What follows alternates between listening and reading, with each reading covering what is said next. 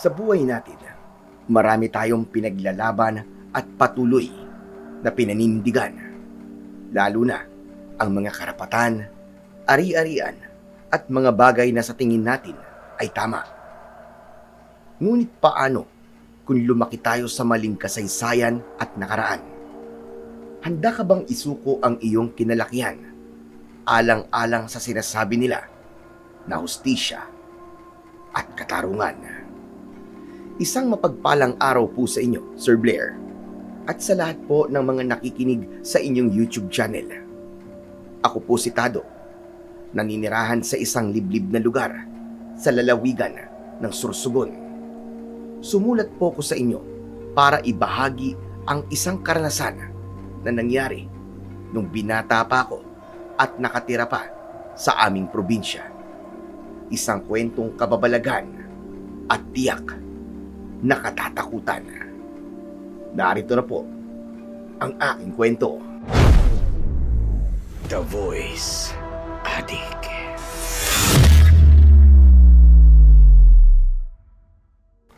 Nagulat ako at napatigil sa aking ginagawa nang marinig ang isang pamilyar na boses mula sa aking likuran. Paglingon ko, nakita ko roon si Mang Berting. Medyo kinabahan ako nang makita kong nakatutok sa mukha ko ang hawak niyang tungkod na gawa sa sanga ng mulave. Anong ginagawa mo dito? Hindi ba't sabi ko sa'yo? Ay wag na wag kayo magpuputol ng puno sa parting ito ng gubat. Malinaw na malinaw ang naging usapan natin na ang pag-uuling ninyo ay hanggang doon labang sa may paanan ng bundok. Abay, bakit umabot ka dito? Sige nga. Masyado nyo naman yatang inaabusong lupain namin. Binigyan na nga kayo ng libreng hanap buhay, tapos ganito pa ang inaganti nyo. Abay, mga ganit! Nako, pasensya na po kayo, Ma'am Berting. Akala ko po kasi sa amin pa rin ang lupain ito eh. Ayon po kasi sa mga namayapa naming magulang, ang bahaging ito ng bundok ay pagmamayari ng aming angkan. Wala rin po akong alam sa naging pag-uusap nyo ni na Kuya Celso. Hindi ko po alam na may limitasyon po pala ang pagkukunan namin ng mga punong kahoy para gawing uling. Pagmamayari ng angkan ninyo, yung ba ang alam mo? Aba, kailan pa naging pagmamayari ng isang pamilya ang buong kabundukan? Mukhang bata ka pa nga, kaya wala kang alam sa kasaysayan ng aming lupain. Kung anong klaseng pawis, pagod at dugo ang binuwis namin para mabawi ang para sa amin. Walang ibang nagmamayari ng kabundukan ito, kundi kami. Kaming mga katutubo na daan-daan taon nang naninirahan sa bulusan. Sandali lang, Ma'am Berting, wag po kayong magagalit. Mukhang may hindi lang po pagkakaintindihan sa sitwasyon natin ngayon. Maaaring hindi ko po alam ang naging kasaysayan ng bundok na ito at kung sino nga ba ang nagmamayari. Pero malinaw naman po sa salaysay ng aming mga magulang na wag daw naming hahayaan na may umangkin ng lupaing ito. Dahil gaya nga po ng sabi nyo, ang ninuno rin namin ay matagal na pong namamalagi rito. Hindi ko nga alam kung sino ang mas nauna. Sila ba o kayo? Talagang pinaglalaban mo pa ang kasinungalingan ng mga magulang mo. Sinabi ko na nga sa iyo na sa amin ang lupaing ito. Wala kang ideya kung ano ang maaari mong maging kaparusahan kapalit ng pinili mong mamutol ng mga puno hanggang sa pinakatuktok ng bundok. Kaya kung ako sa iyo, lumayas ka na. Lisanin mo na ang bahaging ito at bumalik sa paanan ng bundok. Layas! Lumayas ka! Aray ko naman po! Masakit po, Ma'am Berting, aray! Huwag naman po kayong namamalo! Diyos ko po! Ma'am Berting, tama na! Napasangga na lang ang kanang kong braso habang unti-unting napapaatras. Walang tigil ang panghahampas sa akin ni Ma'am Berting gamit ang kanyang tungkod. Kahit mukha na siyang matanda at mahina, ang lakas pa rin ng braso niya. Bawat tama ng tungkod, ramdam na ramdam ko ang tindi ng sakit at hapdi. Hala, sige! Bumaba ka na ng bundok at doon ka maguling! Ayoko nang makita yung pagmumukha mo rito! Wala kayong karapatan sa lupain ito! Amin ang bundok na ito! Sa amin lang! Aray ko, tama na po, Ma'am Berting! Hindi naman po kailangan magalit at manakit eh. Pwede po tayo mag-usap ng maayos. Aray ko! Aray! Tama na po! Patuloy akong pinagpapapalo ni Mang Berting. Dala ng depensa na itulak ko ng malakas ang matandang lalaki. Hanggang sa nawalan siya ng balanse at napahiga sa malapad na bato. Tumama ang ulo niya doon. Wala, Ma'am Berting, hindi ko po sinasadyang pasensya na po kayo. Pasensya na po talaga. Hayaan niyo po akong tulungan kayo tumayo, Ma'am Berting. Aray ko! Huwag ka nalapit sa akin! Huwag na huwag mo akong hahawakan! Ang kapal din ang mukha mo, ano? Ikaw na nga itong nangaagaw ng teritoryo ng may teritoryo! Ikaw pa itong may ganang manakit! Handaan mo ito! Pagbabayaran mo ang ginawa mo ito sa akin! Pagbabayaran mo! Teka lang naman po, mawalang galang na. Baka nakakalimutan niyo pong kayong unang nanakit sa akin. Dinipensahan ko naman po ang sarili ko eh. Maayos akong nakikipag-usap pero anong ginagawa niyo? Pinagtataasan niyo ako ng boses tapos pinag-aampas niyo ako ng tungkod niyo. Dahan-dahang bumangon si Mang Berting gamit ang tungkod niya. Gusto ko sana siyang alalayan pero umatras na lang ako. Baka bigla na namang mamalo kasi. Paghawak niya sa ulo niya, may sumamang sariwang dugo sa palad niya. Mukhang napalakas nga ang tulak ko kaya tumama ang ulo niya sa malapad na bato. Pero hindi ko naman sinasadya yun. Ginawa ko lang naman ang tingin kong tama para maprotektahan ang sarili ko. Hindi mo alam ang pinasok mo, iyo. Hindi mo alam kung anong kaparusahan ang aabutin mo sa pananakit na ginawa mo sa akin. Ngayon pa lang, binabalaan na kita. Bago pa lumalan lahat, lisanin mo na ang lupain ito at huwag ka nang babalik kung ayaw mong magaya sa ibang mga mag-uuling na minsan nang napadpad dito. At At ano, Mang Berting? Ang biglang mawala na parang bula, ganun ba? Ang matagpo ang patay sa hindi maipaliwanag na dahilan? Napalingon ako sa pinagmulan ng boses. Biglang sumulpot doon si Kuya Celso mula sa likuran ng mga naglalaki yung puno. Seryoso ang muka at mabilis na lumapit sa amin. May kinalaman ka ba sa lahat ng yon, Mang Berting? Ha? Sabihin mo sa akin, may kinalaman ka ba sa lahat ng yon? Kuya Celso, Kuya, buti dumating ka. Sinalubong ko ang paglapit sa amin ni Kuya Celso. Niyakap ko siya at doon lang ako tuluyang nakaramdam ng kaba at takot sa mga nangyari. Pero kahit ganun, Sir Blair, alam kong magiging maayos na ang lahat dahil nandito na ang tagapagtanggol ko simula pa nung bata pa ako. Celso, ikaw pala.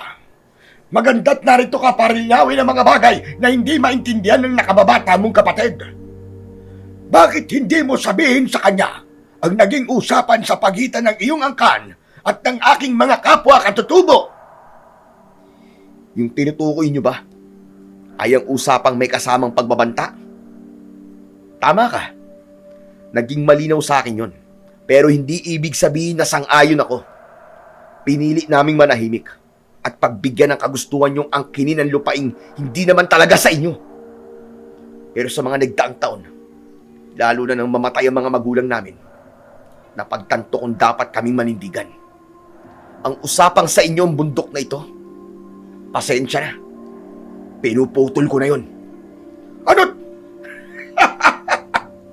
Hindi mo alam ang sinasabi mo, Celso. Nakakalimutan mo yatang isa ka lamang mag-uuling. Ang kapatid mo ay isa ring mag-uuling. Ang pamilya mo ay mag-uuling. Ang buong angkan mo ay mag-uuling lamang. Walang-wala kayo sa mga katutubong matagal nang naninirahan dito. Baka gusto mong magaya sa mga punong pinuputol at sinusunog ninyo. Baka gusto mong maging abo. Mag-uuling lamang? Mukhang sa ating dalawa, ikaw ang walang ideya kung ano ang pinapasok mo. Kung iniisip mong inyong-inyo na ang kabundukang ito, nagkakamali ka. Dahil simula ngayong araw, babawiin ko ng dapat ay sa amin. Iparating mo yan sa mga kapwa mo katutubo. At dahil binalaan mo na rin ang kapatid kong si Tado, babalaan din kita, Mang Berting. Huwag mong masyadong ilabas ang tunay na kulay mo dahil baka malaman ng lahat ang sikreto mo tungkol sa mga nawawalang tao. Nang sabihin yun ni Kuya Celso, hindi ko maiwasan na mapatitig sa kanya. Nakangiti siya, ngunit sarkastiko. Ang titig nito kay Mang Berting ay para bang may ibig sabihin, lalo na nang mabanggit nito ang salitang aswang. Isang uri ng nilalang na ayon sa akin nakatatandang kapatid, pinaniniwalaan niyang naging dahilan ng pagkamatay ng mga kapwa namin mag-uuling sa paanan ng bundok bulusan. Nitong nakarang araw kasi ay isang bangkay na naman ng mag-uuling ang natagpuan sa malawak na sapa malapit sa paanan ng bundok. Marami itong parang kalmot ng matutulis na kuko sa buong muka, mga braso at sa binti. Bukod doon, butas din ang tiyan nito. Sinadya at kinuha ang mga lamang loob. Marami sa mga kapitbahay namin ang nagsasabing gawa lamang ito ng ligaw o mabangis na hayop sa kagubatan. Pero para kay Kuya Celso, hindi ito basta gawa lamang ng ordinaryong hayop. Maliit pa lang kami ay may mga kaparehong eksena na siyang nakikita na kagaya nito. Kaya alam niyang may mas mabigat na dahilan o umaatake sa mga kapwa namin mag-uuling. Hanggang sa makwento niya sa akin ang isang uri ng aswang, ang tinatawag na sigbin. Pinagbibintangan mo ba ako? Ha, Celso? Sabihin mo nga! Wala naman akong sinasabi Pero sige, ito lang ang sasabihin ko. Tama na ang panlalamang at kasakiman mo sa sinasabi mong kapwa mo katutubo. Kung hindi, ay may kalalagyan ka. Akala mo ba'y matatakot ako sa mga salitang binibitiwan mo? Lililawin ko lang sa'yo. Nagkakamali ka, Celso. Wala kang karapatang pagsabihan ako ng mga bagay na walang katotohanan. Gaya na lamang ng angkan mong sakim at sinungaling. Ako pa ang pagbabantaan mo. Hindi po yung basta pagbabanta, Mang Berting. Hindi rin po yung pananakot. Lahat ng mga salitang binitiwan ko ay totoo at mangyayari. Lalo na kapag nagmatigas kayo. Sabi mo nga, di ba? Maging sakim at sinungaling. Tado, ipagpatuloy mo ang pagputol ng mga punong kahoy sa parting to ng gubat. Walang makakapigil sa atin. May kota tayo ngayong linggo na dapat matapos at maabot. Huwag kang papadaig sa mga taong puro salita. Ngunit wala namang gawa. Hindi pa rito natatapos ang usapan at engkwentro nating dalawa, Celso. Asahan mong babalik ako at patutunayan ko sa inyo na amin ang lupain at kabundukan ito. Matapang ka ngayon. Pero tignan natin kung hanggang saan tatagal ang tapang mo na yan. Sige, Mang Berting. Hihintayin ko po kayo. Pero uulitin ko lang, ha? Sana naging malinaw po yung mga sinabi ko kanina. Yun lang po. Paalam, Mang Berting. Bakas na bakas sa mukha ng matanda ang inis at galit dahil sa mga pagsagot na ginawa ni Kuya Celso sa kanya. Tumalikod dito at paika-ikang naglakad papasok sa masukal na kagubatan. Ilang minuto pa, tuluyan na itong nawala sa aming paningin. Doon lang din ako nakahinga ng maluwag dahil sa wakas, wala na ang taong kanina lang ay nanghahampas sa akin ng paulit-ulit. Hindi ko maiwasan na mapatawa at mapamangha dahil sa katapangan ng aking nakatatandang kapatid. Tapang mo doon, kuya. Napaalis mo yung sakit sa ulo ng mga kapwa namin maguling. Tsak na hindi na babalik yun dito sa takot at sa banta mo. Pero aminin mo, kuya, ha? Panakot lang yun, di ba? Alam ko namang hindi mo kayang gawin talaga yun eh. Sino nagsabi sa hindi ko kayang gawin yun? Lahat ng sinabi ko totoo. At wala ni isang bagay ron ang nagbibiro ako. Talaga, kuya? Abati ka lang. Baka naman mamaya magwelga at magwala yung mga katutubo na yun dahil sa mga sinabi mo.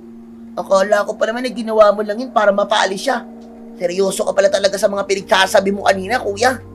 Nako, kinakabahan tuloy ako ngayon eh. Bakit ka naman kakabahan, Tado? Di ba sinabi ko na sa'yo na ang una mong alisin dyan sa utak mo ay ang kaba at takot? Hindi ka maililigtas niyan sa kapahamakan. Eh kasi naman Kuya Celso halos linggo-linggo may mga namamatay na kapwa natin maguling. Tapos pinipilit mo pa akong umabot dito para lang magputol ng punong kahoy. Eh paano? Kung ako na yung isunod nung, alam mo na, yung sinasabi mong aswang na gumawa sa kanila noon. Kasi kung totoo sila, sino bang hindi kakabahan at matatakot, di ba? Oo, Tado, pinaakyat kita rito para mangahoy. Pero isang bagay ang nakalimutan mong tandaan. Ipapaalala ko ulit sa'yo, ha? Aray ko, yung bakit ka naman namimilik na no? Ang sakit kaya nun. Para matandaan mo. Di ba sabi ko sa'yo kahapon, huwag kang matatakot dahil sa atin naman talaga ang lupaing ito. Isa pa, huwag kang matatakot dahil hindi ko hahayaan na may mangyari sa'yo. Kaya alisin mo na yung pangamba sa isip mo. Magpakita ka naman ng tapang para hindi ka magaya sa mga biktima. Wala, kalimutan mo na lang yung sinabi ko. Sa mga kapwa natin mag-uuling. Natakot ba talaga sila? Kaya nagkaganon? O baka naman nakakatakot talaga yung nambibiktima sa kanila? Siguro kung tao ang makakaharap ko, gaya ni Ma'am Berting, aba, oo naman at tatapang talaga ako. Natulak ko nga siya kanina kahit nakukonsensya pa ako ngayon. Pero kung aswang ang pag-uusapan, kuya naman, iba na yon. Naalala ko pa nga lang yung mga kwento Nangingilabot na talaga ako Yung ano ba? Yung tungkol ba sa mga sigbin? Oo, kuya. Yung tungkol nga sa kanila. Teka, nakalimutan ko kasi yung ibang detalye. Ano nga ulit yung tungkol sa kanila, kuya? Ilan sa mga naaalala ko kasi, sila yung uri ng aswang na madalas na nang bibiktima sa gabi, lalo na sa mga mag-uuling. At aray ko, bakit mo na naman pinitikan mo ako, kuya? Ang sakit na kaya? Kuya talaga, Talagang makakalimutin ka, no? Nangingilabot ka, pero hindi mo natandaan lahat. Itigil mo na nga muna yung pagpuputol ng puno at makinig ka muna sa mga ikikwento ko sa'yo. Pakinggan mo maigi, ha? Sandaling napabuga ng hangin si Kuya Celso at saka napatanaw sa kawalan. Makalipas ang ilang sandali, muli niyang isinalaysay sa akin ang tungkol sa mga aswang, lalong-lalo na sa sinasabi niyang mga sigbin. Ang mga sigbin ay uri ng aswang na sobrang laganap o nagkalat sa lupain ng Visayas at Mindanao. Hindi sila masasabing kabilang sa mga matataas na uri. Ngunit kahit ganun, labis pa rin silang kinatatakutan dahil sa kakaiba nilang itsura, kakayahan at paraan ng pambibiktima. Ano ba ang pagkakaiba nila sa ibang uri ng mga aswang, kuya? Gaya ng sinabi ko sa iyo at sa naaalala mo, madalas silang mambiktima sa gabi, lalo na sa mga kapwa nating maguling. Nung una, ayon sa kwento ng ating mga nakatatandang kaangkan, hindi raw talaga sila nang bibiktima o kumakain ng mga tao. Ang tanging paborito lang nilang gawin noon ay ang manakot at kumain ng isang bagay na pamilyar sa'yo, Tado. Ang uling. Uling? Kumakain sila ng uling, kuya? Teka, may lasa ba yun? Parang kung ako yung kakain Ang tabang at ang pakla nun. Walang malinaw na paliwanag kung bakit yun ang una nilang naging paboritong kainin. Pero siguro, gaya ng ibang nilalang, nagsasawa rin sila. Kaya't naisipan nilang tao naman ang tikman at kainin. Hindi ako magtataka kung mag-uling ang una nilang may isip. Dahil yun lang naman ang taong malapit sa una nilang naging pagkain. Kuya, saan mo pala nalaman ng mga bagay na yan? Nakakita ka na ba ng sigbin? O kaya naman ibang uri ng aswang? Dito kasi sa bayan natin, marami ang nabibiktima at namamatay pero ni minsan, hindi ko pa nakikita kung sino ang gumawa nun. Mahirap kasi paliwanag, Tado May ilang bagay rin kasi akong hindi pa nasasabi sa'yo. Dahil, alam mo na, hindi pa itong tamang panahon. Pero kung sasagutin ko ang tanong mo, oo, nakakita na ako. Sa katunayan niya hindi lang nakita, kundi, alam mo na, nakainkwentro at nakalaban ko pa. Wow! Talaga, kuya? Parang wala ka namang nakikwentong ganyan sa akin Halos nasa iisang bahay tayo at sabay lumaki pero ni minsan, hindi mo nabanggit yan. Ikwento mo naman sa akin, kuya. Gusto ko malaman kung anong itsura nila, anong kakayahan nila o kaya naman paano sila nang bibiktima. Saka paano mo sila natalo, kuya? Kasi parang tama naman si Ma'am Berting, di ba? Mag-uuling lang tayo. Ang pagkakaiba lang natin, mas matapang ka. Sige na kuya, ikwento mo na sa akin. Gusto ko talagang malaman eh. Hindi ko mapigilan ang excitement habang nakikinig sa mga kwento ni Kuya Celso. Gustong gusto ko nang malaman kung paano niya nakaharap at nakalaban ang isang sigbin. Napansin kong napangiti siya at medyo natawa sa reaksyon ko. Para raw kasi akong batang atat na marinig ang kasunod. Ayon sa personal kong karanasan, ang mga sigbin ay parang sa aso ang hugis ng kanilang pangangatawan. Pero mas malalaki sila at mas makakapal ang mga balahibo. Ang buntot nila ay mas mahaba na ang galaw ay para bang nagsasayaw. Alam mo yun? Parang hangin o alon yung galaw. Tapos, malalaki at malalapad din ang kanilang mga tenga na para bang kagaya ng sakuneho. Isa yan sa ginagamit nila upang makahanap ng mabibiktima. Ang mukha naman nila ay parang sa lobo, ngunit mas nakakatakot lang kung pagmamasdan dahil bukod sa pulang-pulang kanilang mga mata, matatalim din at mahahaba ang kanilang mga pangil. Pagapang sila kung maglakad, pero kabahan ka kung sila ay nakatuwad. Ano? Nakatuwad? Tika, sinusubukang imagine ng utak ko. Nakatuwad. Ano yun? Kuya, bakit sila nakatuwad? Nakakatawa kung iisipin. Pero sa oras na sila ay tumuwad ng posisyon, yun na ang hudyat na atake sila ng malakas at mabilis. Isa yun sa bagay na hindi ko inaasahan. Kaya kung titignan mong mabuti ang peklat ko dito sa braso, sigbi na may gawa nito. Saan? Aba, oo nga no. Parang kagat nga yan ng isang hayop. O sabi mo nga, sigbin. Ibig bang sabihin, kuya, nakagat ka talaga ng sigbin? Oo, Tado. Dahil hindi ko pa alam na may ganun silang kakayahan noon. Mabuti na lang at may sapat akong lakas para alisin siya mula sa pagkakakagat ng ginawa niya. Nang makakuha ko ng pagkakataon, doon na ako umatake at gumante. Malas ko nga lang dahil di ko siya napatay. Ano, kuya? Hindi mo napatay yung sigbin? Ibig sabihin, nandito pa siya at pag-alagala. Kung alam ko lang, hindi na ako mangangawi dito. Nakakatakot pala. Nang mga sandaling yon, dahil sa mga salaysay ni Kuya, ay hindi ko maiwasan na mapatingin sa paligid. Kahit puro punong kahoy ang nasa paningin ko, pakiramdam ko ay may mga matang nagmamasid sa amin. Hindi tuloy mawala sa utak ko yung description na ginawa ni Kuya tungkol sa mga sigbin. Yak ka na naman eh. Para ka na naman paslit na takot sa kwento ng matatanda. Pagkakaiba lang, totoo yung sinasabi ko kanina. Kahit hindi ko naman napatay yung sigbin na nakaengkwentro ko, sigurado akong hindi lang siya nagkalat sa bundok na ito na pinagkukunan natin ng punong kahoy para gawing uling. Hindi lang siya. Ibig sabihin, marami pang iba. Ay, kuya, natatakot na ako. Buti ka pa, ang tapang-tapang mo. Paano ba kasi natalo? Napatakbo yung sigbin. Baka pwede mo naman akong turuan. Alam mo na kuya, baka isang araw makakita rin ako nun. Para alam ko yung gagawin ko. Para kaya kong proteksyonan yung sarili ko laban sa kanila, di ba? Gaya nga lang sinabi ko kanina, Tado. Hindi pa ito ang tamang panahon. Isa pa, hindi rin ako sigurado kung dapat ka nga bang matuto sa paraan naming mga... hindi. Ang ibig ko sabihin, hindi ako sigurado kung babalik pa sila. Saka di ba, sabi ko sa'yo, na huwag kang matatakot dahil handa kong ipagtanggol ka kahit anong mangyari. Alam ko naman yung kuya eh. Pero paano nga kung wala ka sa tabi ko? Hihintayin pa ba kita? Kahit nasa kapahamakan na ako? Kaya nga sana kuya, baka naman maturuan mo ko kung ano man yung gusto mong sabihin sa akin.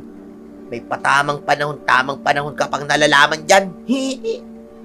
Ilang segundong nanaig ang katahimikan. Napatigil ako sa pagngisi nang makitang biglang naging seryoso si Kuya Celso. Napatingin siya sa lupa. Tila napakalalim ng iniisip. Mukhang may mga bagay siyang gustong sabihin sa akin pero hindi niya magawa dahil sa isang mabigat na dahilan. Kaya para pagaanin ang sitwasyon, iniba ko na lang ang usapan. Ayoko rin naman siyang pilitin sa isang bagay na hindi siya komportable. Kuya, maiba tayo. gaano po pala karaming punong kahoy ang kailangan natin putulin para sa kutang sinasabi mo kanina? Medyo malayo na kasi sa paanan ng bundok tong pinagkukunan natin ng pag-uuling eh. Parang marami-rami na rin dahil nung nakaraang araw pa tayo nagsimula eh. Siguro mga 10 hakot patado. Bago dumilim yung paligid, kailangan makababa ka na sa paanan ng bundok. Maghanda ka rin dahil pagkatapos nating ihanda yung uulingin, pupunta naman tayo sa bahay ni Mang Nestor. Bakit kuya? Anong meron? Inimbitahan niya tayo para sa kaarawan ng anak niyang babae. Karamihan nga sa naroon ay kapwa natin mag-uuling. Kaya hindi ka masyadong mahihiya. Maligo ka rin at magbihis ng maayos. Birthday yung pupunta natin mamaya, hindi piyesta. Sige Kuya Celso. Ayos! Sa wakas, makakakain ulit tayo ng masarap. O siya, doon na muna ako sa kabilang parte magpuputol ng puno Tawagin mo lang ako kung kailangan mo ng alalay o tulong, okay? Ayos Kuya! Nang makaalis si Kuya Celso, nagpatuloy na rin ako sa aking ginagawa. Ilang oras din ang ginugol ko sa pagputol ng mga naglalaki ang punong kahoy sa pwestong kinalalagyan ko. Nang matapos ako, pinagsama-sama ko ang mga troso at tinalian ng malaking lubid. Naisip ko kasi na imbis isa-isahin buhatin, hihilahin ko na lang ang mga ito pababa dahil nasa itaas na bahagi naman ako ng bundok. Kampante akong hindi ako masyadong mahihirapan dahil sa tulong ng gravity. Pero bago pa ako tuluyang makakabang pababa, isang bagay ang biglang nakaagaw ng atensyon ko. Hindi ko napigilang lapitan ang malapad na bato. Ang mismong pwesto kung saan bumagsak ang napahiga na si Mang Berting kanina nang maitulak ko siya. Naroon pa rin ang bakas ng dugong naiwan niya sa ibabaw ng bato. Pero biglang napataas ang kilay ko. May kakaiba kasi sa itsura nito. Kahit medyo nandidiri, dahan-dahan kong pinahid gamit ang dulo ng aking daliri ang natitirang likido para suriing mabuti. Lumapit pa ako lalo para maamoy ito. Walang lansa ng normal na dugo, kundi amoy ng nabubulok na laman. At hindi ako pwedeng magkamali. Hindi kulay pula ang dugong yun gaya ng inaasahan ko, kundi malapot at kulay itim. Hala, bakit ganito? Hindi ba dapat kulay pulang dugo ng tao? Bakit iba yung kay Mang Berting? Siguro dahil masamang ugali niya. Idinaan ko na lamang sa biro ang mga napansin habang pinupunas sa isang sanga ng puno ang dugong nasa palad ko. Nagbibiro man, pero lamang sa akin ng pagtataka dahil sa unang pagkakataon lang ako nakakita ng ganun. Ipinagsawalang bahala ko na lamang at nagpatuloy na ako sa aking ginagawa. Halos kalahating oras din ang iginugol ko bago tuluyang makababa sa paanan ng bundok. Agad kong hinila ang napakarami at malalaking punong kahoy papunta sa malapit sa sapa kung saan namin binubuo ang aming uling. Halos lahat ng mag-uuling ay malapit sa sapa gumagawa dahil na rin sa bigay nitong tubig. Delikado kasi ang pag-uuling, lalo na't kasama rito ang pagbuo ng apoy. Upang makasigurong laging ligtas, dapat ay handa kaming matupok yon at ang tanging paraan ay ang tubig na nagmumula sa sapa. Kabababa mo lang ng bundok, Tado? Oo, kuya. Pinagsabay-sabay ko na kasi ngakutin para isang baba na lang. Medyo natagalan kaya ngayon lang ako nakababa sa paanan ng bundok. Tama lang naman ang dating mo O sige, asikasuhin na natin to na matapos na tayo na maaga. May selebrasyon pa tayong pupuntahan mamaya. Nagsimula na nga ako sa pagpuputol ng mga punong kahoy na nakuha namin sa taas. Kailangan kasi itong hati-hatiin para maayos na maisalansang mamaya kapag itatambak na sa pag-uulingan. Si kuya naman ay nagsimula na magukay malapit sa sapa. Nanguha na rin siya ng mga kugon na damo, dahon ng saging at ibang kailangan para sa pag-uuling na gagawin namin. Ilang oras ang lumipas, sa wakas ay nabuo na namin ang susunugin at gagawing mga uling. Sinindihan na yon ni kuya mula sa ilalim at matyagang binantayan. Siya na raw muna ang totoka para makaligo ako at makapag-ayos. Pagbalik ko ay ako naman ang sandaling magbabantay doon bago kami pumunta sa birthdayan. Madilim na nang makarating ako sa bahay namin. Simple lang ito. Gawa sa mga magagaan na materyales gaya ng kahoy, nipa, dahon ng niyog at iba pa. Pamana pa ito ng aming lolo at lola hanggang kina mama at papa na matagal na ring wala sa mundo. Nang makalapit sa balon sa likod ng aming bahay, ay nagsimula na akong maligo.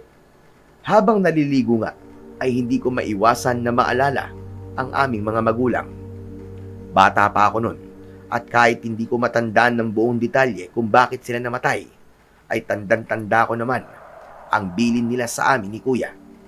Ayon sa kanila, wag daw kaming papayag na may umangkin ng bundok at lupain na pagmamay-ari daw ng aming angkan. Marami na raw sumubok na angkinin nito, pero dahil palaban sila, lahat ng mga yon ay nabibigo. Bago sila malagutan ng hininga, ang natatandaan ko lang ay marami silang sugat sa katawan. Hindi malinaw sa akin kung bakit at hindi na rin ako nagtanong pa. Dahil sa tuwing bubuksan ko ang paksang yon kay Kuya Celso, palagi siyang natatahimik. Kaya sumuko na rin akong alamin pa. Baka magkaroon pa kami ng hindi pagkakaintindihan. Matapos makaligo at makapag-ayos, ay bumalik na ako malapit sa sapa. Si Kuya naman nang umalis at mag-isa akong naiwan doon.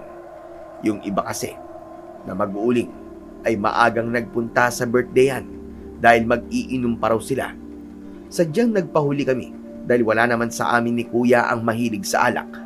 Habang inaayos ko ang paminsan-minsang paglabas ng baga sa ulingan, hindi ko maiwasan na mapatingin sa kabilang parte ng sapang malapit sa kinilalagyan ko. Para kasi akong may nakitang dumaan doon na kulay itim, pero hindi ko mapagtanto kung hayop ba o kapwa ko mag-uuling. Napatigil ako sa ginagawa ko at napatayo ng tuwid. Palinga-linga ako sa paligid dahil nga ng mga sandaling yon, pakiramdam ko ay may iba akong kasama. May tao ba dyan?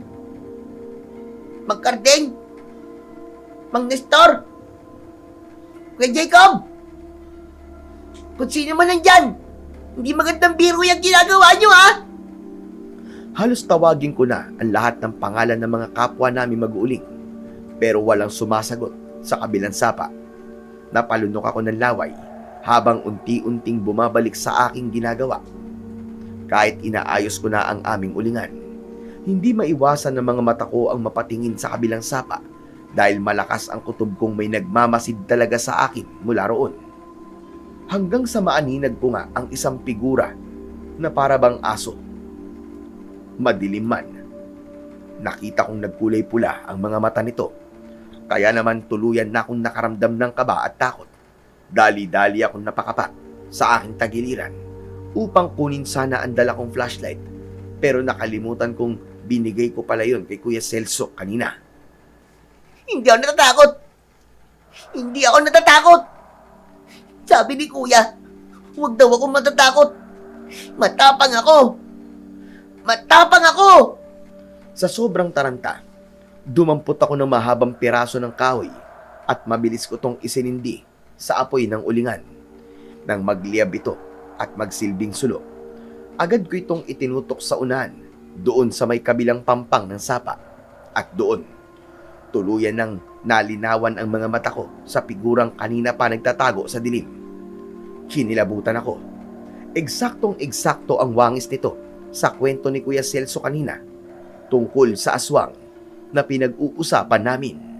Sigbin? Hindi ako maaaring magkamali. Isa kang sigbin. Yan! Kuya! Tulong! Napasigaw ako ng malakas at tatakbo na sana upang lumayo. Ngunit napahiga ako sa lupang kinatatayuan ko nang tumalon ng mataas ang sigbin papunta sa akin. Nabitiwan ko ang sulong hawak at napunta yon malapit sa aking tabi. Ang sigbin naman ay dahan-dahang gumagapang sa aking katawan. Para akong estatwa dahil sa takot at paninigas ko ng mga sandaling yon. Nang magharap na kami ng aming mga muka, Doon ko tuluyang nakita ang nakakatakot nitong itsura. Gagamitin ko sana ang dalawa kong kamay para itulak siya palayo. Pero huli na ang lahat. Naunahan na akong daganan ng mabalahibo niyang mga kamay. Ay, maawa ka! Ayoko pang mamatay! Huwag mo akong kakainin! Pakiusap! Huwag! Ngunit hindi nagsalita ang Sigbin. Mas nadagdagan ang takot ko nang bigla nitong ibuka ang kanyang bibig. Mula roon, lumabas ang matatalim nitong mga ngipin at kasabay nun, ang mahaba at gumagalaw pa nitong dila na animo ay parang sasawa. Ilang segundo, isang pagsipol ang narinig ko. Hindi ko alam kung sa Sigbin ba yun galing o sa iba, pero naging dahilan nito upang lumapad at maging tuwid ang mga tenga ng aswang na nakadagan sa akin para itong nakikinig sa kung saan o kanino. Ilang sandali pa, biglang bumaba ang ulo nito papunta sa ilalim ng kanyang dibdib at katawan. Binaluktot niya ang sarili na para bang nakatuwad. Doon ko biglang naalala ang mga kwento ni Kuya Celso. Dobli-dobling kaba at takot ang lumamon sa akin. Sinubukan kong pumalag at lumaban, pero sadyang napakalakas ng demonyong nilalang na yon. Kuya Celso! Kuya! Tulungan mo ako, kuya! Tulong! Nang tuluyang makatuwad ang Sigbin, itinaas nito ang kanang kamay at lumitaw roon ang matutulis na mga kuko. Itinutok nito ang kamay sa aking leeg at nagbabadya na tusukin o butasin yon. Kaya naman, sunod-sunod na pagsigaw pa ang ginawa ko upang may makarinig sa akin at tumulong. Ilang sandali pa bago dumampi ang mga kuko nito sa aking leeg. Isang paa ang biglang sumulpot at sumipa sa muka ng Sigbin. Tumilapon yon sa hindi kalayuan. Kinuha ko ang pagkakataong yon upang makatayo at doon nakita ko kung sino ang gumawa nun. Ha? Kuya Celso! Ay, kuya, salamat na dumating ka! Kuya, takot na takot ako! Akala ko talaga katapusan ko na eh! Ang laki mong tao, umiiyak ka sa aswang. Punasan mo ay sipon mo at luha mo. Nakakahiya ka. Huwag ka magpapakita ng kahinaan sa mga ganyang nilalang. Dahil mas lalo silang gaganahan kapag nakikita ka nilang mukha kang basang sisiw. Kasi naman kuya eh. Totoo pala yung mga kinuwento mo sa akin kanina. Totoo pala ang Sigbin. Kuya! Ano naman siya?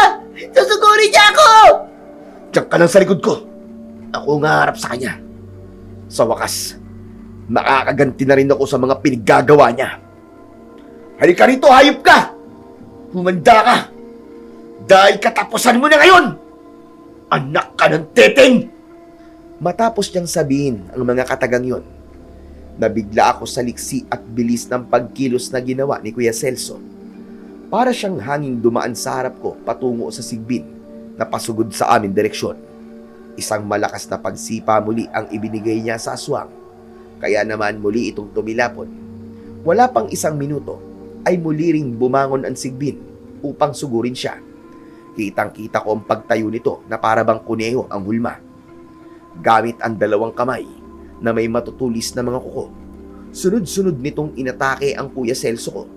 Si Kuya naman ay seryosong iniiwasan yon at hindi ko man lang nakita sa kanya na natatakot siya o kinakabahan. Para bang alam na alam niya ang kanyang ginagawa. O ano? Yan lang ba ang kaya mo, ha, Sigbin? Bakit hindi ka tumod ngayon? Nang lumakas ka man lang at mapantayan ako. Bilisan mo! At naghihintay ako sa'yo! Mula sa mga sinabi ni Kuya Celso, napakunot ang noo ko, Sir Blair. Hindi ko alam ang eksaktong dahilan kung bakit hinihintay niya pang tumuwad ang Sigbin. Gayong yun ang pinakamalakas nitong paraan at kakayahan. Hindi ko man lang alam ang nasa isip ni Kuya ng mga sandaling yun. Pero alam kong hindi siya gagawa ng isang bagay na hindi niya kaya. Ilang sandali pa, isang pagsipol muli ang narinig ko. Dahil doon, napatigil ang aswang sa pag-atake at muling lumapad ang mga tenga na animoy may pinapakinggan. Sa muling pagsipol, dahan-dahang tumutuwad ang Sigbin. Muli rin ako napalunok ng laway at nakaramdam ng takot dahil alam ko ang ibig sabihin nito. Nabaling ang tingin ko kay kuya dahil mula sa likuran nito, dahan-dahan niya namang kinukuha at tinuhugot ang isang mahabang punyal. Hindi ako pamilyar sa nilalabas niya dahil parang hindi ko pa ito nakikitang hawak niya noon. Sige, tumuod ka pa. Akala mo ba matatakot ako sa posisyon mong yan? Kunti na lang. Isang hakbang pa. Magpapaalam ka na sa mundo, hayop ka. Katapusan mo na ngayon, Sigbin! Nang tuluyang mailabas ni kuya ang hawak niyang punyal, saktong nakatuwad na ang Sigbin sa harapan niya. Walang pag-aalinlangan, isang malakas at mabilis na pagsugod ang ginawa niya. Pagkalapit niya, buong lakas niyang iniangat ang dalawang kamay at saka ibinaon ang talim direkta sa batok ng Sigbin. Narinig ko pa ang tunog ng bumambakal sa laman at buto nito. Bumuga ang malapot at itim na dugo sa mga kamay ni kuya. Ang nilalang naman ay hindi na nakagawa pa ng kahit na anong tunog o galaw. Diretso itong bumagsak at humandusay sa basang lupa. Tama nga nakuha kong impormasyon. Ang mismong kalakasan nyo, ang kahinaan nyo. Malas mo lang dahil ako ang natapat sa'yo ngayon. Kuya, ang galing mo na patayin mo siya. Iniligtas mo ako, kuya. Dahan-dahang lumalapit si kuya sa akin habang nakangiti at napapailing. Alam kong ayaw niya akong umiiyak ng mga sandaling yon, pero hindi ko talaga mapigilan dahil sa labis na takot na nararamdaman ko. Sinabi ko na sa'yo, di ba? Na huwag kang iiyak sa harap ng mga ganyang hayop. Ha? Ang laki-laki ng katawan mo pero umiiyak ka dahil lang sa... Kuya, takot na takot talaga ako eh. Akala ko mamamatay na ako rin sa gubat. Akala ko ito na ang huling gabi na makakasama kita. Hindi ko alam ang gagawin ko kung wala ka sa tabi ko, kuya. Huwag mo na akong iiwan ulit, ha. Nakakatakot dito eh. Tado, tumahimik ka nga muna. Tado ka talaga eh. Punasan mo yung luha mo at makinig ka sa akin, okay? Bakit, kuya? Ano ba yun? Saan ka tumitingin? May naririnig akong kaluskos sa damuhan sa likod mo. Hindi lang mag-isang Sigbin na to. May kasama pa siya. Diyos ko. Kuya, anong gagawin natin? Wala na. Biglang tumahimik. Mukhang naramdaman niyang naramdaman natin siya. Ha? Ano yung kuya? Wala. Halika na nga. Lumapit ka sa akin at payakap ang kuya para mawala na yung daga sa dibdib mo. Grabe naman sa daga, kuya. Pero salamat talaga, kuya. Salamat sa pagkakaligtas mo sa akin. Yun ang mga huling salitang lumabas sa bibig ko bago ko tuluyang isinubsob ang mukha ko sa dibdib ng kuya ko at niyakap siya ng maigpit. Iniligtas niya ang buhay ko sa gabing yon mula sa kamay ng aswang. Tama nga ang palagi kong iniisip noon pa man. Basta nasa tabi ko si kuya, alam kong ligtas ako sa kahit na anong panganib. Imbis na itulak ako palayo o asarin muli, nabigla ako sa naging reaksyon niya.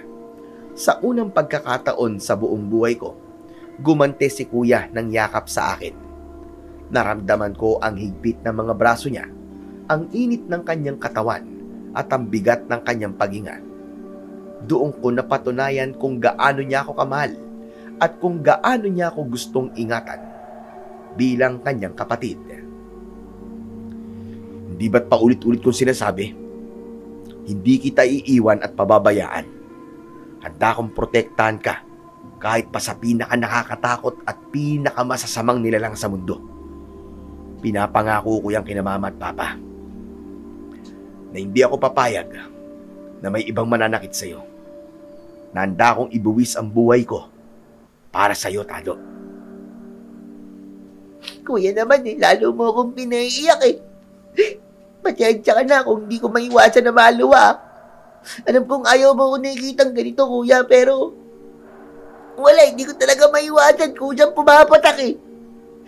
Bakit kasi hindi ko naman na yung tapang mula sa inyo ni Papa? Eh di sana kaya ko rin labanan yung Sigbin gaya ng ginawa mo.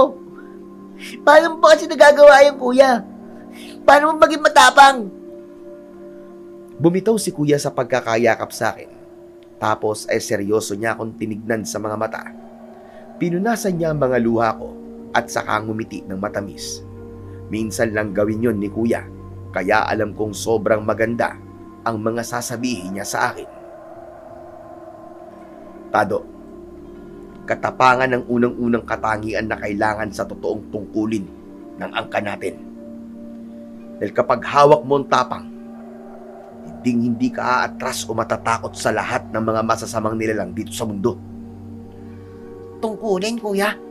Anong ibig mo sabihin? Tungkol ba to sa trabaho natin bilang mag-uuling sa bundok? Wala namang kinalaman ng tapang sa paggawa ng uling, ah. Diba sabi mo lang sa akin nun? Kailangan ko lang ng lakas ng katawan at wag akong maging lampa. Yan ba ang tinutukoy mo? Kalimutan mo muna ang ulingan, Tado. Pantakip lang natin ang trabahong yon para malayang makapag-ikot-ikot sa mga bundok at gubat. Panahon na para malaman mo ang totoong responsibilidad ng dugo natin. Halika, dumiretso na tayo sa karawan ng anak ni Mang Nestor. Hinihintay na nila tayo ron. Doon ko ikikwento sa iyo ang lahat. Kasama ang mga kapwa ko. Antingero. Ano, kuya? Antingero? Totoo ba yan, Kuya Celso? Isa kang antingero? Nakita ko ang mahinang pagtango ng aking nakatatandang kapatid. Dahil doon, sandali ako natahimik at sinusubukan pang isipin ang mga impormasyon na nalalaman ko. Muli kong pinagmasdan ang sigbin na pinatay ni Kuya at nakahandusay sa lupa. Muli kong ibinalik ang tingin sa kanya.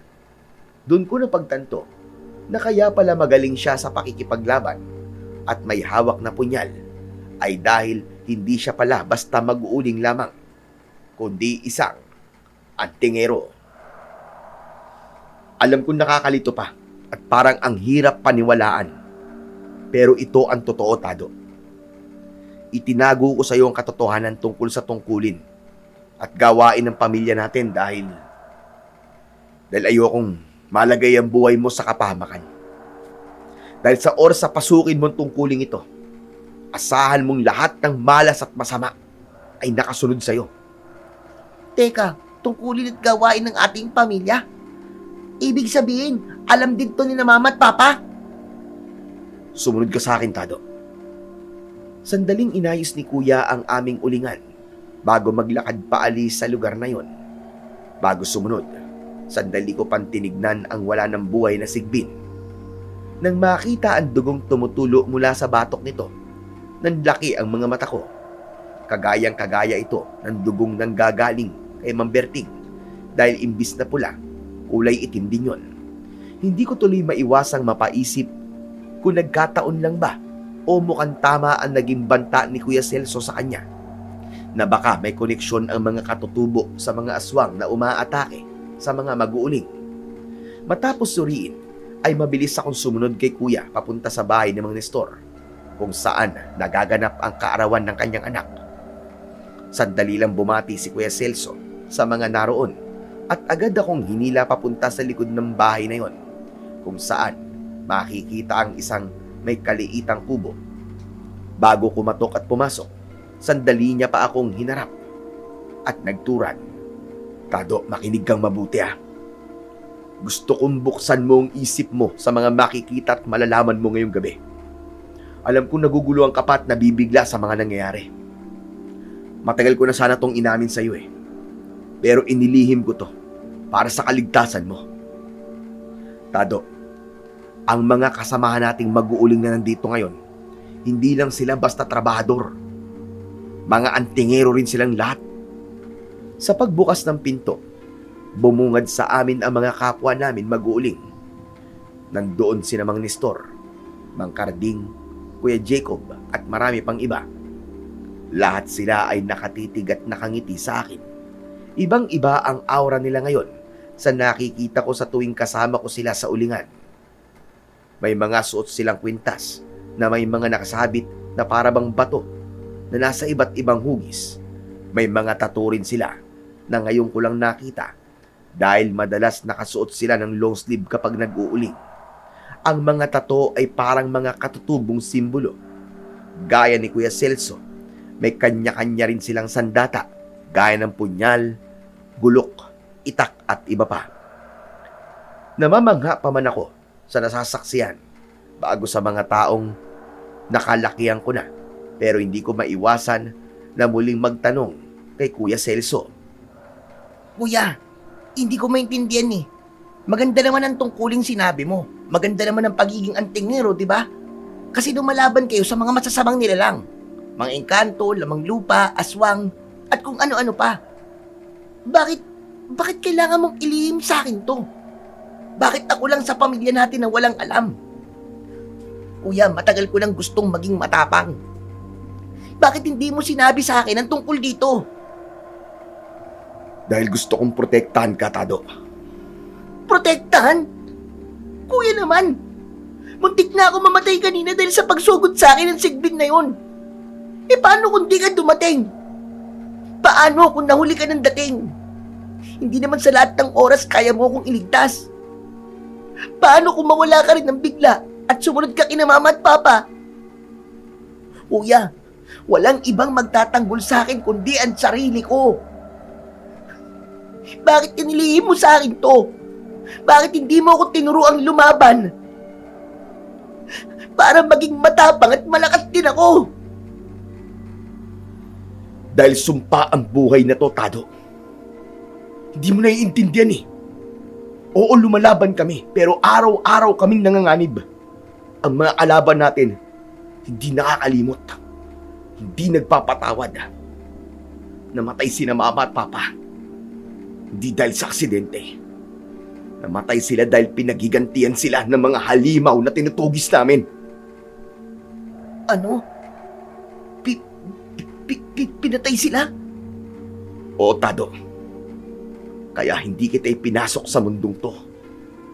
Gusto kong mamuhay ka ng normal. Kapag naging antingero ka, ang isang paa mo laging nasa hukay. Ayokong mawala ang kaisa-isa kong kapatid. Naiintindihan mo ba ako? Natigil ako. Hindi ako makapagsalita. Nakita ko ang unti-unting panginginig ng mga balikat ni Kuya. Kasunod nito ay ang sunod-sunod na pagpatak ng kanyang luha. Ngayon ko lang siya nakitang umiyak ng ganito.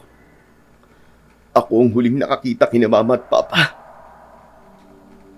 Ako ang nakasaksi kung paano sila pinagpira-piraso ng mga halimaw dahil sa atraso ng angkan natin. Wala akong nagawa, Tado. Napakabata ko pa noon para iligtas sila. Kuya, Ayokong magaya ka sa kanila, Tado. Ayokong maging isa kang antingero gaya ng pamilya natin na patuloy na lumalaban, pero anong nangyari? Kamatayan ang kinahinatnan. Oo, namatay ang mama at papa natin dahil sa patuloy na pakikipaglaban sa mga punyetang aswang na yan. Lagi silang naninindigan na ang lupain at kabundukan na pinaglalaban natin ay atin. Pero ano nangyari? Dugo at buhay ang patuloy na nawawala. Buhay nilang dalawa ang patunay na hindi ka dapat sumunod sa yapak namin. kuya, patawad. Hindi ko naman alam eh. Akala ko namatay sila dahil sa aksidente. Akala ko yung mga sugat nila noon ay dahil sa aksidente o kung ano pa man. Kagagawan ng mga aswang yun, Tado. Napalaban sila ng matindi. Napasukan ng laso ng mga dugo at ugat nila dahil sa mga kagat at kalmot ng mga halimaw na yun. Ginawa ng mga kasamahan nating antingero ang lahat, pero sa huli, binawian pa rin sila ng buhay. Dapat nga di ko na sinasabi sa ito eh. Dahil ayokong mamanahin mo ang ganitong buhay. Ayokong mag-uuling ka lang habang buhay. Lalo na maging antingero. Dahil inuulit ko sa'yo, walang humpay kang susundan ng panganib at mga masasamang nilalang. Dapat noon palang inalayo na kita rito eh. Dapat dinala na kita ng syudad para makapag-aral ka. Pero hindi ko magawa. Hindi ako pwedeng umalis dito hanggat may isang bagay pa akong hindi natatapos. Ang ipagiganti sina mama at papa, di ba? Ang mabigyan sila ng hustisya. Ang ituloy ang misyon nila para sa pamilya natin. Kuya, naiintindihan ko na. Ramdam ko yung bigat na daladala mo ngayon. Pero dahil pareho tayong naulila sa kanila, dugo rin nilang nananalitay sa akin. Kaya siguro, lagi akong mahina. At madaling matakot nun. Dahil ayokong sapitin ang sinapit nila. Ayokong mamatay ng walang kalaban-laban. Pero tapos na yun. Gusto kong maging matapang, kuya. Gusto kong maging malakas. Kaya ako nag-aalangan ka kung tatanggapin ko ang tungkuling to. Oo, ang sagot ko, kuya. Gusto ko rin maging isang antingero. Kasama mo na ako ngayon sa laban na to. Nang binitiwan ko ang mga salitang yun, biglang natahimik si Kuya Celso. Halatang hindi niya inaasahan ang isinagot ko matapos niyang aminin ang lahat ng sikreto ng pamilya namin. Napatitig lang siya sa akin ng ilang segundo. Wala siyang nasabi, pero sa hindi ko inaasahang pagkakataon, bigla siyang humakbang papalapit sa akin at niyakap ako ng sobrang higpit. Gusto lang kasi talaga kitang ilayo sana sa kapahamakan. Ayokong matikman mo ang hirap ng ganitong buhay. Paano kung mapahama ka?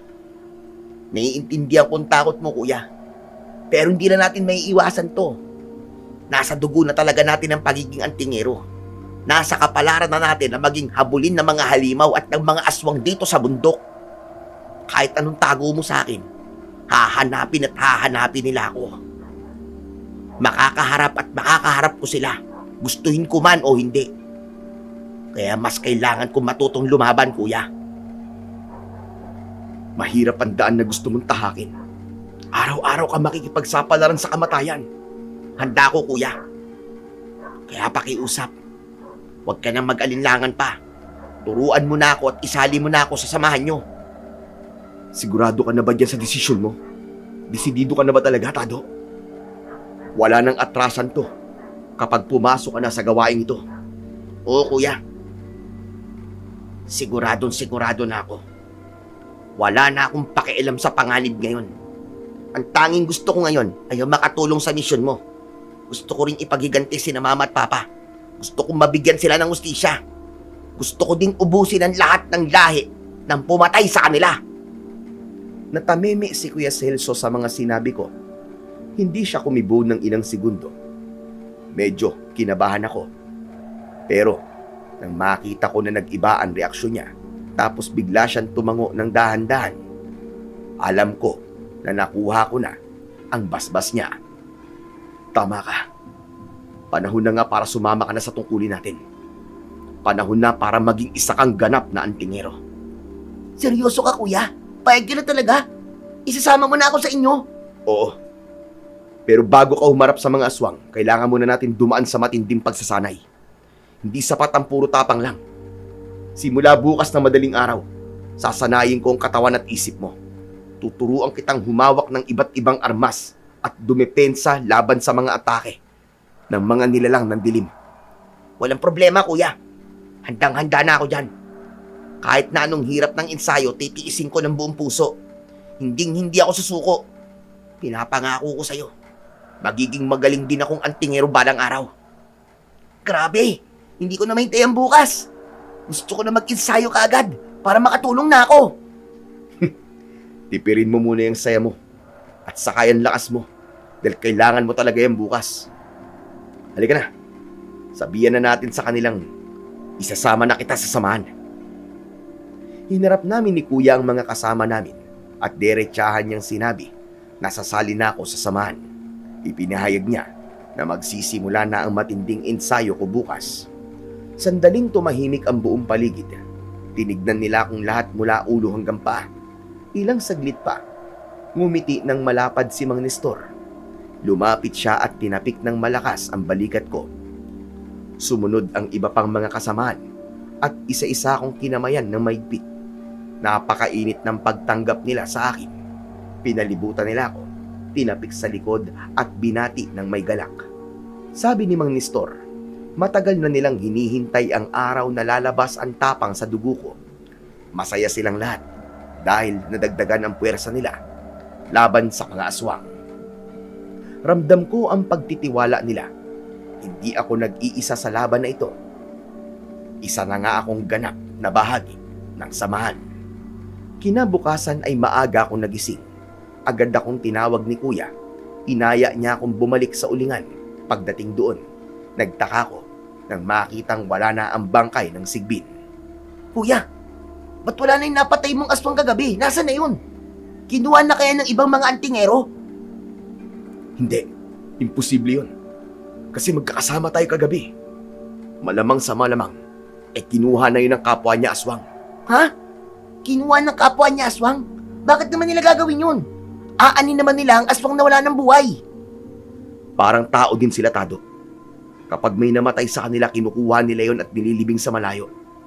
Nakakapanghinayang naman. Sana sinunog na lang natin yung kagabi. Nakalimutan ko kasi. Bakit kuya? Ano bang ikinakatakot mo? Masama ang kutob ko, Tado. Ngayong nalaman na ng grupo nila na may namatay na kasama nila, hindi sila titigil. Siguradong gaganti ang mga yon. Hahanapin nila kung sino ang pumatay sa kasamaan nila. Delikado nga kuya. Kung ganun, ay tayo magiging target nila. Hindi lang tayo. Ano? Kailangan natin balaan kagad ng grupo at ang iba pang kasama natin na nag-uuling sa paanan ng bundok. Sila ang kawawa dito. Hindi sila makakalaban. Delikadong sitwasyon nila dahil pwede rin silang madamay sa galit ng mga Sigbin. Ilang sandali pa, habang nag-uusap kami ni Kuya, bigla kaming nakarinig ng malalakas na igbi sa di kalayuan. Nagkatinginan kami ni Kuya. Agad kaming tumakbo papunta sa lugar na yon. At nabigla ko sa aking nakita. Nakabulagta sa damuhan ang bangkay ng isang lalaki at nasa tabi nito ang kasamahan niya na napag-alaman naming mag-uuling din. Ang damit ng biktima ay punit-punit at basang-basa ng dugo. Wasak ang mukha niya. Maraming malalalim na marka ng kalmot ang dibdib at tiyan niya. Kitang-kita ang mga kuko na bumaon at humila sa laman niya. Puno ng pasa at sugat ang buong katawan. Halatang pinahirapan siya ng gusto bago bawian ng buhay. Nalaman namin kaninang madaling araw ang pag-atake. Ayon sa kasama niya, nagpaalam lang ang biktima na lalayo ng kaunti para umihi sa may bandang puno ng balete. Hindi na ito nakabalik kaya hinanap niya. Nang malaman namin ang kwento at medyo dumami na rin ang tao sa lugar na yon, nagdesisyon kami ni Kuya na lumayo ng kaunti at mag-usap. Kuya, mukhang magkakatotoong masamang kutob mo ah. Kaya nga Anong gagawin natin? kailangan nating malaman kung saan nanggagaling ang mga Sigbin. Alam mo yung mga aswang na yan, may nag-aalaga sa kanila. At ang kailangan nating malaman kung sino siya para mapagplanuhan natin kung ano ang dapat nating gawin. Meron akong pinagsususpetsahan Kaya lang wala pa akong sapat na ebidensya para patunayan kung siya ba o hindi ang may gawa. Si Mang Berting ba, kuya? Teka, paano mo nalaman na siyang tinutukoy ko? Wala naman, nanghula lang ako. Kasi naman kuya, wala namang ibang tao na galit sa mga mag-uuling kundi siya lang Baka ginagamit niya ang mga Sigbin para bawasan tayo. Tama ba ako? Oo, tama ka. Pero gaya ng sabi ko, wala pa akong sapat na ebidensya. Mamaya magpapatawag ako ng pulong kasama ang mga kapwa natin ang tingero. Pag-uusapan natin ang tungkol sa bagay na ito. Pero sa ngayon, Tado, sumama ka na muna ulit sa akin sa gubat. Doon kita tuturuan ng mga nalalaman ko tungkol sa pakikipaglaban. Tahimik na naglakad si Kuya Celso papasok sa mas malalim na bahagi ng gubat. Nakasunod naman ako sa kanya. At pagdating namin sa isang malawak na espasyo sa gitna ng mga puno, huminto si Kuya. Malinis ang lugar na ito at walang mga baging at malalaking bato. Biglang lumingon si Kuya Celso sa akin at mabilis. Hindi siya nagsalita. Sa isang iglap, nakita ko ang paglipad ng isang bagay mula sa kamay niya papunta sa direksyon ko. Agad kong iniangat ang kamay ko at sinalo ang bagay na yon. Isang punyal. Magaling! At nasalo mo yan nang hindi ka nasusugatan. Grabe ka naman, kuya! Nambibigla ka naman muntik na ako dun Ganun talaga. Biglaan din naman kung sumalakay ang mga kalaban, di ba? Kaya kailangan alerto palagi at mabilis kumilos. Sa bagay. Ingatan mo yan, ha? Kay tata yan. Yan ang gagamitin mo simula ngayon. Wag na wag mong bibitiwan yan. Sa mundong papasukin mo, ang patalim na hawak mo magsisilbing buhay mo. Handa ka na ba magsimula? Handa na ako, kuya. Hindi ko sasayangin ang tiwalang binigay mo sa akin. Alam ko ang panganib na dala nito at handa akong harapin lahat para sa ustisya ni na mama at papa. Mabuti kung ganun. Ngayon sabihin mo sa akin, ano ang ideya mo sa salitang antingero? Sila yung gumagamit ng kaalaman tungkol sa mga orasyon, anting-anting, agimat, mutya at marami pang iba.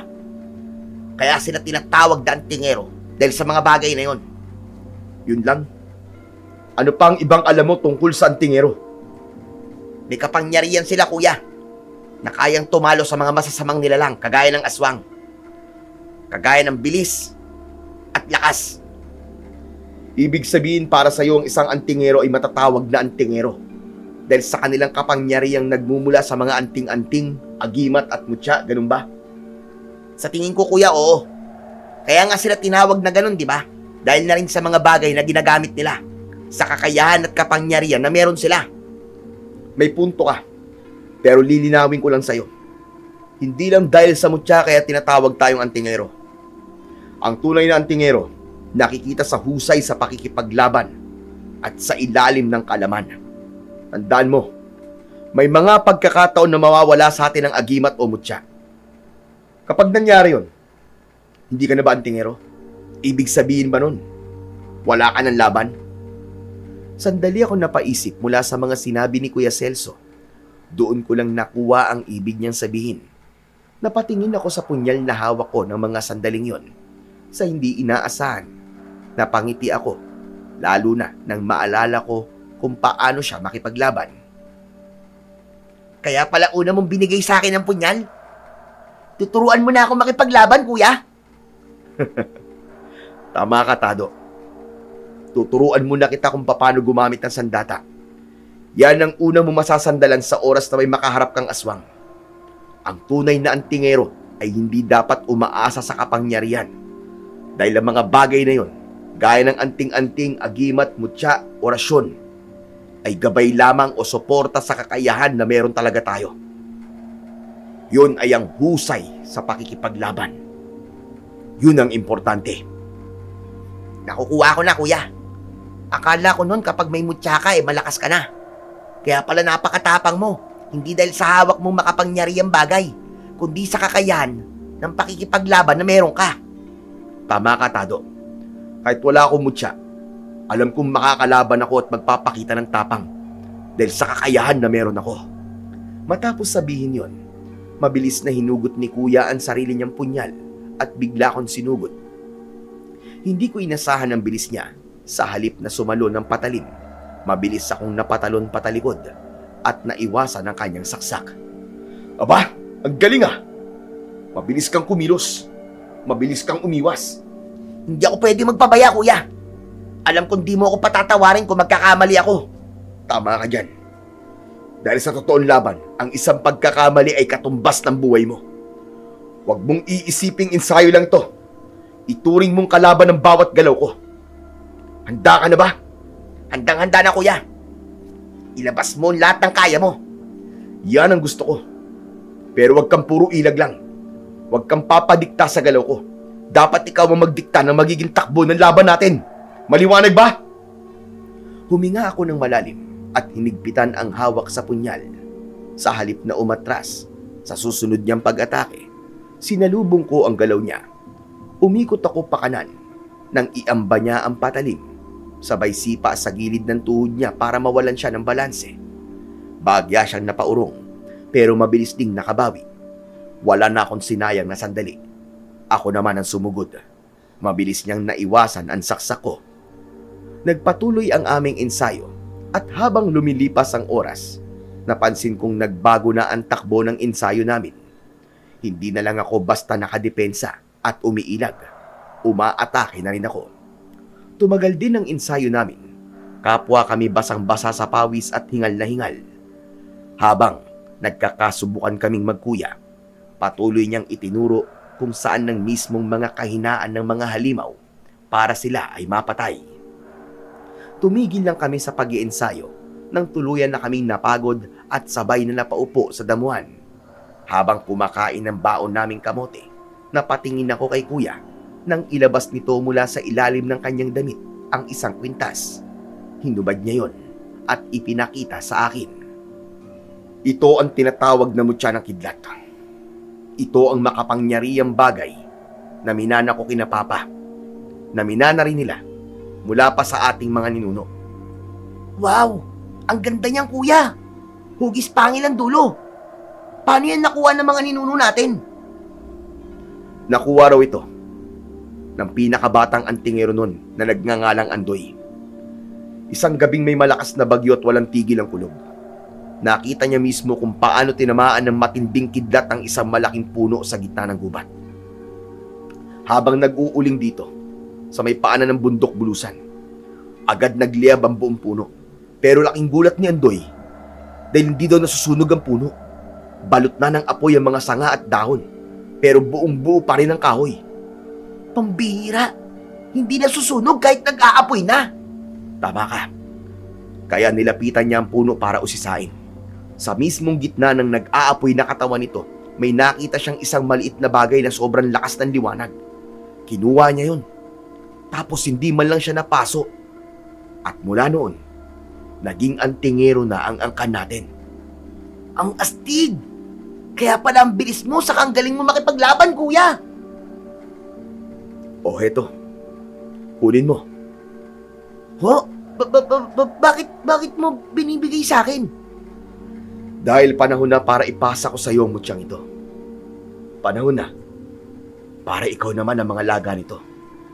Hala, sigurado ka ba kuya na ibibigay mo sa akin yan? Samantalang isang araw mo pa lang akong tinuturuan ah. Wala pa akong masyadong alam at hindi pa ako sigurado kung paano gamitin yan. Handa ka na, Tado. Maniwala ka sa akin.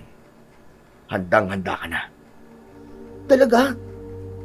Pero baka masyado pa talagang maaga. Ikaw na rin ang nagsabi, di ba? Hindi sa lahat ng pagkakataon ay mapoprotektahan kita. Hindi sa lahat ng pagkakataon nasa tabi mo ko. Kaya para mawala ang takot sa isipan ko, kailangan kong masiguro na may sapat kang kakayahan at kapangyarihan para protekta ng sarili mo. Mangyayari lang yon kapag hawak mo na ang mutya ng kidlat. Pagkasabi nun ni Kuya Celso, buo na ang desisyon ko. Naintindihan ko ang gusto niyang mangyari. At bilang kapatid, buong puso kong tatanggapin yun. Huminga ko ng malalim at dahan-dahan kong inilapit ang kanang palad ko sa mutya. Pagkadikit pa lang ng balat ko sa agimat, napasigaw talaga ako ng malakas. Matinding sakit at hapdi ang naramdaman ko dahil sa lakas ng boltahe ng kuryenteng dumaloy papunta sa buong katawan ko. Pilit kong binibitiwan ng mutya pero mahigpit na itong nakakapit sa palad ko. Kusang dumikit ang agimat sa balat ko kaya hindi ko maalis-alis. Unti-unting dumilim ang paningin ko bago pa ako tuluyang mawalan ng malay. Napasulyap pa ako kay Kuya Celso. Nakita kong nakangiti siya sa akin. Pagmulat ng mga mata ko, nakahiga na ako sa hindi pamilyar na papag. Kahit nangihina, pinilit kong bumangon para alamin kung nasaan na kami. Sa bawat galaw at takbang ko, nanginginig pa rin ang mga kalamnan ko dahil sa epekto ng boltahe. Napahinto ako sa paglalakad nang may maramdaman akong malamig na bagay na nakasabit sa leeg ko.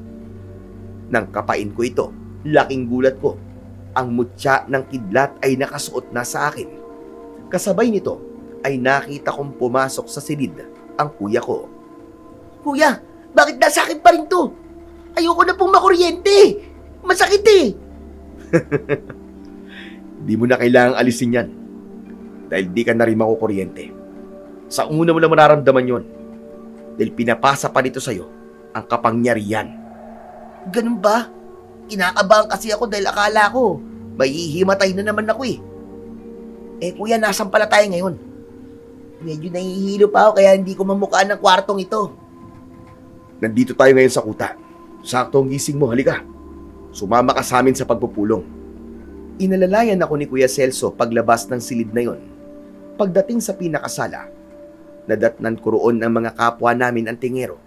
Si Mang Nestor ang nagsasalita ng mga sandaling yon dahil siya ang kasalukuyang pinuno ng aming samahan. Ayon sa kanyang pagsasalaysay at paliwanag, bukas ng umaga raw kami aatake sa kuta ng mga aswang.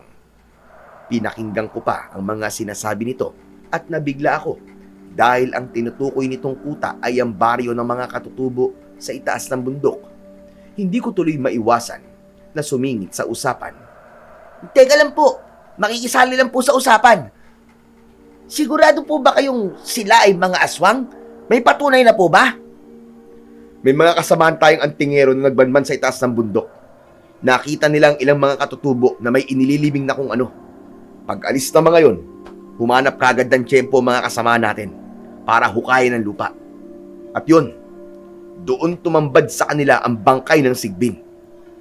Ibig sabihin, sila talaga ang mga aswang na umaatake sa atin? Tama ka, Tado. Sila nga at wala nang iba. Sandali ako natahimik mula sa nalamang impormasyon. Sandali ako napaisip hanggang sa maalala ang paulit-ulit na pinag-aawayan ng aming angkan at mga katutubo, ang lupain sa ilang bahagi ng bundok. Hindi ko alam, pero ng mga sandaling yon, napapaisip ako kung sino nga ba talaga ang tama sa dalawang panig. Kung kami nga ba ang nagmamay-ari ng lupain o ang mga katutubo na ngayon ay kumpirmado na naming mga aswang. Kaya naman muli ako nagtanong kina Kuya Celso. Kung totoong sila nga ay mga aswang at umaatake sa atin dahil sa gawa ng lupain, sa tingin nyo ba mali ang pinaglalaban nila? Tapos tayo ang tama? O baka naman tayo talaga ang mali? Tado, hindi ko masyadong nakuha ang gusto mong sabihin, pero kung lupain ang pinupunto mo, oo. Tayo ang tunay na nagmamay-ari ng mga lupain. Kung saan tayo nangunguha ng mga kahoy, ang mga ninuno natin ang nauna dito. Hindi yung mga katutubo na yun. Pero nasa ng patunay na tayo nga nauna, kuya. Kasi kung iisipin nyo, paulit-ulit na pinaglalaban ni namang Berting na kanilang lupain ito. Ganon din sa mga kaangkan natin na nagsasabing mas nauna tayo rito. Hindi ba't lulusob tayo bukas ng umaga? Uubusin nyo sila at papatayin. Eh paano kung mali tayo? Paano kung sila ang tama? Paano kung totoong sila talaga ang nauna rito? Aba, parang hindi naman yata makatarungan yung Kuya Celso at mga kapwa ko antingero. Hindi nyo po ba naiisip yon? Sige, sabihin na nating maaaring sa kanila talaga ang lupain ito. Pero dapat bang umatake sila at pumatay ng mga inosenteng tao? Sige nga, ang mga mag-uuling, ang mga magulang natin. Sa tingin mo, makatarungan din ba yun? Siyempre hindi, kuya. Eh ano pang nagiging dahilan mo? Bakit parang pinagtatanggol mo sila? Kung ayaw mong tignan ng lupain bilang rason na lumaban, balikan mo na lang yung mga nangyari sa naging biktima nila. Hindi ko sila pinagtatanggol o kinakampihan, kuya. Ayoko lang na magkaroon tayo ng pagsisisi. Hindi ba ikaw na rin na nagsabi na maging bukas sa lahat ng posibilidad? Lahat ng mga sinabi ko kanina, posibilidad din yon. Mula sa naging sagutan namin ni Kuya, nagkaroon ng ingay sa loob ng kubong yon. Nagbatuan ng ideya at opinyon at mga kuro-kuro ang mga kapwa namin ng tingero. Ang iba sa kanila ay sang-ayon sa mga sinabi ko, ngunit karamihan ay inis at galit sa akin. Natigil lang yon nang hampasin ni Kuya Celso ang lamesang nasa harap. Tama na! Magsitigil na kayo! Di mababago ang napag-usapan ng lahat. Matutuloy ang pagsugod natin bukas sa kuta ng mga atutubong aswang. Gagawin natin kung ano nararapat para sa kanila. At ikaw, Tado, hindi ko alam ngayon kung tama bang ipinasok kita sa tungkulin ito. Huwag mo akong bigyan ng dahilan para itakwil ka ng maaga at isiping traidor ka. Kuya naman, iniisip ko lang din yung kapakanan ng mga inosenteng taong maaaring madamay sa gagawin natin bukas. Hindi ko naman intensyon na kontrahin ka o kayo. Sinabi ko tama na! Tama na, Tado! Ilang beses ko bang uulitin na? Napahinto si Kuya sa pagsasalita, pati na ang ibang naroroon. Nang makarinig kami ng sunod-sunod na pagsipol, kinabahan ako at nanlaki ang mga mata ko sa takot nang maalala ko ang kaparehong tunog na nangyari nung isang gabi. Mga kasama, yung sipol na yun. Kilala kong sipol na yun. May aswang. Ano? Paano mo nasabing nandito sila? Yung pagsipol na yun. Yun yung ilang beses ko narinig kagabi nung inatake ako ng Sigbin. Pagsipol? Sino naman ang sumisipol? Yung Sigbin? Teka, hindi.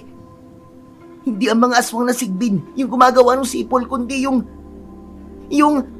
Nagulat kaming lahat nang bumukas ang mga bintana at pinto. Mula roon, iniluwa ang mga nakakatakot at galit ng mga Sigbin. Ilang sandali pa, may mabibigat na mga yapak na biglang umapak sa nipang bubong ng kubong yon. Magsipaganda kayo mga kasama! Napapalibutan tayo ng mga aswang! Huwag na huwag kayong papatalo sa kanila! Huwag kayong magpapakita ng kahit konting awa! Hindi pa man lumilipas ang 1 minuto, muling naulit ang sunod-sunod na pagsipol. Kasabay nun, unti-unting yumuyuko at tumutuwad ang mga Sigbin. Sabay-sabay na sumugod ang mga aswang. Gamit ang aming mga patalim, isa-isa namin silang hiniwa at pinagsasasaksak. Ang iba sa mga ito ay agad ding bumabangon at muling umaatake. Maging alerto kayo! Sa batok nyo sila saksakin! Sugod! Ewan ko ba, pero ng mga sandaling yon, ang gaan-gaan ng katawan ko. Kakaibang bilis at liksi ang nararamdaman ko. Bawat sugod ng mga Sigbin, madali kong naiilagan. Wala akong sinasayang na segundo. Sa bawat iwas ko, agad din akong nakakaganti ng saksak. Nang mapabagsak namin ang mga nakaharang sa pinto, mabilis akong tumakbo palabas ng bahay. Paglabas ko, umalingaw-ngaw na naman ang isang matinis na sipol. Mula sa itaas ng malalaking puno, sunod-sunod na nagtalunan pababa ang iba pang mga Sigbin. Pulang-pula ang mga mata nila at galit na galit silang sumugod sa pwesto ko.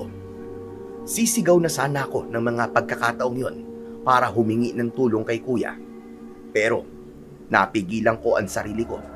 Naisip ko, ito na ang tamang oras para patunayan ko na kaya ko nang lumaban ng mag-isa.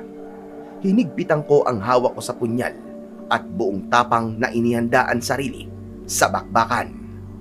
Pasensya na. Hindi na ako antado na dating duwag at laging takot. Matapang na ako. Kagaya ng Kuya Celso ko. Gaya ng isang kidlat, isang mabilis na pagtakbo at pag-atake ang ginawa ko. Gamit ang kakayahang itinuro ng kuya ko, buong lakas kong iwinasiwas ang punyal sa mga batok ng Sigbing sumusugod sa akin. Lahat sila ay napapasigaw at paisa-isang nagbabagsakan. Nang isa na lang ang natira, sinaksak ko yun at saka sinipa pabalik sa madilim na gubat. Binalaan ko na kayo. Hindi na ako duwag gaya ng dati. Hindi na ako basta mag-uuling lang. Isa na ako ngayong ganap na antingero. Tumalikod ako upang balikan sina kuya. Ngunit napahinturin nang muling maulit ang pagsipol. Sa pagkakataong yon, mas malakas at mas marami na. Dahan-dahan akong muling napalingon sa kagubatan. Hindi ko pa man nakikita, pero alam kong maraming Sigbin ang nanggagaling doon. Hindi namin kakayanin ang labang ito. Anong gagawin ko? Anong pwede kong gawin para... Teka, Mutya, baka matulungan mo naman ako. Hindi man sigurado, kinuha ko ang kwintas sa loob ng aking damit at mahigpit yung hinawakan. Pumikit ako ng ilang segundo at sa aking pagdilat, nagliwanag ang mga mata ko. Doon, naging malawak at malinaw ang aking paningin. Ngayon ay mas napagmasdan ko ang napakaraming aswang na papalapit ngayon sa aming direksyon. Inilibot ko ang aking malinaw na paningin upang hanapin ng isang taong maaaring maging dahilan upang matigil ang madugong labanan. Tado! Ano nangyari dito? Ikaw ba tumalo sa mga Sigbin na yan? Oo, Kuya Celso. Kaya lang, may mga paparating pa. Ang dami nila. Mga ilan pa? Nakikita mo ba? Hindi ko sila mabilang, Kuya. Napakarami nila. At malapit na sila makarating dito, Kuya. Ano? Hindi pwede. Baka hindi natin sila kayanin. Isang paraan na lang ang naiisip ko, Kuya. Muling naulit ang pagsipol at nang mapatingin ako sa hindi kalayuang direksyon, nakita ko sa likod ng malapad na bato ang pamilyar na tao, si Mang Berting. Tuluyang naglabasan sa kagubatan ang napakaraming mga Sigbin. Lahat sila ay nakatuwad at handang-handang ubusin ang mga kapwa namin antingero. Pinakiramdaman ko ang kapangyarihan ng kwintas at nang maipasa ang bultahe ng kuryente sa aking punyal, dahan-dahan ko yung itinaas sa ere. Ilang sandali pa, ibinato ko yun na para bang bumirang papunta sa papasugod na mga sigbin. Bumuo ito ng nakakasilaw na liwanag na para bang sa kidlat. Lahat ng tamaan ay nangingisay at agad na bumabagsak. Pagbagsak ng unang grupo, mabilis na bumalik sa kamay ko ang umuusok pang punyal. Kasabay nito, umabante na rin ang mga kasama naming antingero. Sumigaw ng isang malakas na orasyon si Mang Nestor. Biglang umilaw ang mga nakaukit na salita sa talim ng kanyang itak. Sa bawat taga at iwas niya, nahati ang katawan ng mga sumusugod na halimaw. Ang ibang mga kasamahan namin ay gumamit ng mga sibat at makakapal na yantok. Dahil sa taglay nilang agimat, hindi pangkaraniwan ang lakas nila at liksi. Tumatalon sila ng mataas at diretsyong ibinabaon ang mga armas sa batok ng mga kalaban. Nakita ko rin si Kuya Celso sa gitna ng labanan. Mabilis siyang umiiwas sa mga kalmot. Bawat suntok at tadyak niya ay nagpapabagsak ng sigbin. Basag kagad ang buto ng mga halimaw pagtama ng kamao niya. Sa bilis ng galaw niya, hindi siya maabot ng mga kuko at pangil ng mga kalaban. Ako naman ay mabilis na tumakbo at sumulpot sa harap ni Mang Berting. Itigil mo na to, Mang Berting! Itigil mo na ang pag-utos mo sa mga alaga mong sigbin! Oo, alam ko nang ikaw ang dahilan kung bakit sila sumusugod sa mga mag-uuling. Ikaw ang kanilang amo at ikaw ang may kakayahang utusan sila para pumatay. Ngayon, Mang Berting, utusan mo silang itigil na ang pagsugod sa amin. At kung ayaw ko, may magagawa ka ba? Meron, Mang Berting. Marami akong pwedeng gawin sa'yo. Itinaas ko ang aking kanang palad at ilang segundo lang bumalik sa aking kamay ang nagliliwanag na punyal. Itinutok ko ang talim nito sa liig ng matanda at siya naman ay dahan-dahang napaatras. Anong gagawin mo sa akin? Papatayin mo ako? Sige, gawin mo na! Yan naman talaga ang gawain ninyo. Ang pumatay para makuha ang gusto nyo. Anong pinagsasabi mo? Baka nakakalimutan mong ikaw ang dahilan kung bakit namatay ang mga magulang ko. Kaya't meron akong dahilan para kunin din ang buhay mo. Dapat lang sa kanila yon. Dapat lang silang mamatay dahil sa panggugulong ginawa nila sa aming lugar. Hindi ako nagsisisi sa mga nagawa ko dahil kulang pa yan sa nagawa ng mga ninuno mo. Tungkol ba ito sa lupain at bundok? Tungkol ba ito sa walang kwentang bagay na naging dahilan para pumatay kayo ng mga inosenteng tao? Walang kwenta para sa'yo lupain ito. At anong sinasabi mong inosente? Para sabihin ko sa'yo, bata, hindi inosente ang mga ninuno mo. Sila ang unang umatake sa amin at gumaganti lamang kami. Anong ibig mo sabihin? Nagulat ako dahil ang matapang na ekspresyon ng muka ni Mang Berting ay napalitan ng lungkot. Ilang sandali pa, yumuko siya habang isinasalaysay ang nakaraang hindi namin alam. Tahimik na namumuhay ang mga ninuno namin noon dito sa paanan ng bundok bulusan. Malaya silang nakapag-aalaga ng mga hayop at nakikinabang sa sarili nilang lupa. Hanggang sa dumating ang isang grupo ng mga antingero. Nakiusap silang makitira dahil tinutugis daw sila ng mga masasamang nilalang sa kabilang bayan. Pumayag naman ang mga ninuno ko, basta't walang gagawing gulo. Hanggang sa lumipas ang ilang taon, biglang nag-iba ang paninindigan ng mga antingero. Inatake at pinatay nila ang mga alagang hayop ng mga katutubo dahil pagmamay-ari raw yun ng mga aswang. Hanggang sa pinalaya sila ng mga ninuno ko, pero nagmatigas ang mga antingero. Inangkin nila ang lupa namin. Gusto raw nilang linisin ang bundok at ubusin lahat ng konektado sa dilim. Napilitang magtago ang mga katutubo sa mismong lupain nila. Hindi. Hindi totoo ang sinasabi mo. Huwag ka munang magsalita. Marami ka pang malalaman. Saka gusto ko lang linawin. Hindi totoo ang haka-haka na lahat kami ay aswang. Mga inosenteng tao lang ang mga ninunuko. Pero dahil sa sobrang pang-aabuso ng mga antingero, napuno ang lolo ko. Sa sobrang desperasyon na makabawi, umakyat siya ng pinakaliblib na bahagi ng bundok at humingi ng tulong sa isang itim na elemento. Ipinagpalit niya ang sarili niyang pagkatao at naging isang aswang. Bilang kapalit, pinagkalooban siya ng kapangyarihan at ng mga alaga. Ang mga sigbin, pinarami ng lolo ko ang mga halimaw na yon sa loob ng mahabang panahon. Ginamit niyang mga sigbin para isa-isang ubusin ang mga antingero at magiganti. Yun ang totoong simula ng madugong labanan natin.